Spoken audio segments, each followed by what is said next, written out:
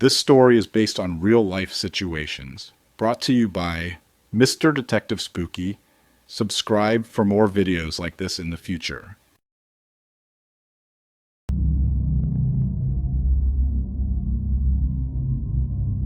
This story is based from Justin Gomez, November 22nd, 1978. Max, our golden retriever, had always been the sweetest dog.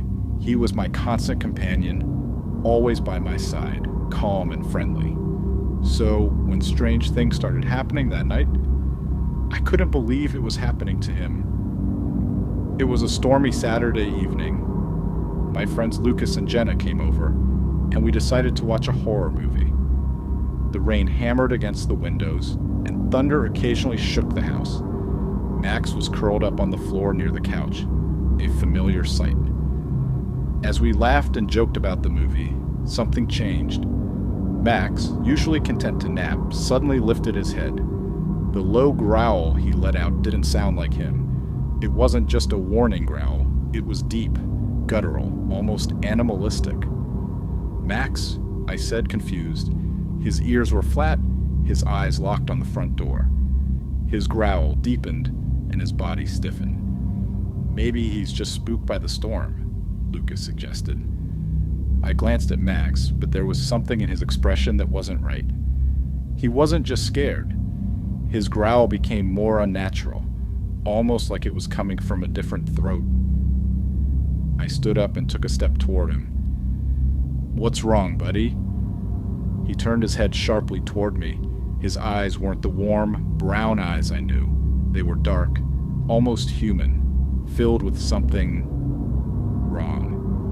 I stumbled back, my heart pounding. "Something's wrong with him," I whispered. Max stood up, but his movements were jerky, unnatural. His legs twitched, and his claws seemed to elongate. His fur rippled like something was trying to push out from beneath. "Is he laughing?" Jenna asked, her voice shaking. It wasn't a laugh, but a distorted sound, something between a growl and a chuckle. It sent a wave of dread through me. "Back up," I said, grabbing Jenna's arm. Max stood still, his head tilting at an unnatural angle, and his mouth opened far wider than a dog should. His voice came next, my own voice. "Buddy?" We screamed in unison. "Get to the kitchen!" I yelled, shoving Jenna ahead of me. We scrambled into the kitchen, and Lucas slammed the door shut, locking it. But then the doorknob rattled, and the scratching began. Slow, deliberate, like claws dragging across wood. Then we heard it, my voice again. "Buddy, what's wrong?"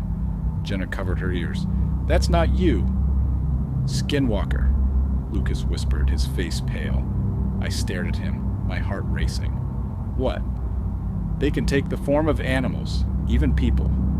They're dangerous," he explained, his voice trembling. I didn't have time to process it before the kitchen window shattered, and Max, or whatever had taken his form, lunged inside. His body was twisted, his eyes glowing. We ran, but Lucas hesitated. "Lucas, don't!" I screamed. Max attacked. Lucas swung a knife in self-defense, but the creature howled and Lucas shouted, "Run!" Jenna and I didn't stop until we reached the woods. We waited, terrified, until we heard footsteps. Lucas emerged, alive but scratched. "It's gone," he said. But it wasn't Max. It was something else. We never found Max. The house was quiet the next morning, but we knew the truth.